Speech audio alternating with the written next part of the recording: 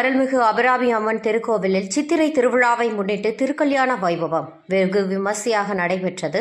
ஆயிரக்கணக்கான பக்தர்கள் சுவாமி தரிசனம். திண்டுக்கல் நகரின் மத்தியில் இந்து சமய அறநிலைத்துறைக்கு சொந்தமான வரலாற்று சிறப்புமிக்க பழமையான அருள்மிகு அபிராமி அம்மன் உடனாகிய பத்மகிரீஸ்வரர் ஞானாம்பிகை உடனாகிய காளஹஸ்தீஸ்வரர் திருக்கோவில் உள்ளது. இங்கு ஒவ்வொரு வருடமும் சித்திரை திருவிழா 12 நாட்கள் வெகு விமர்சையாக நடைபெறும். திருவிழாவின் போது ஒவ்வொரு நாளும் பத்மகிரீஸ்வரர் அபிராமி அம்மன் பல்வேறு வாகனங்களில் எழுந்தருளி 4 ரத வீதிகளில் உலா வந்து பக்தர்களுக்கு அருள் பாலிப்பார்கள். இந்த வருடத்திற்கான திருவிழா கடந்த மாதம் 29ஆம் தேதி கொடியேற்றத்துடன் துவங்கியது. திருவிழாவின் 10ஆம் நாளான இன்று பத்மகிரீஸ்வரருக்கும் அருள்மிகு அபிராமி அம்மனுக்கும் பக்தர்கள் முன்னிலையில் திருமணம் வெகு விமர்சையாக நடைபெற்றது. முன்னதாக மாப்பிள்ளை அழைப்பு நிகழ்ச்சி நடைபெற்றது.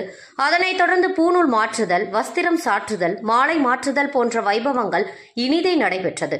இதனைத் தொடர்ந்து பத்மகிரீஸ்வரர் அபிராமி அம்மனுக்கு காலை 10:20 மணியளவில் திருமணம் நடைபெற்றது.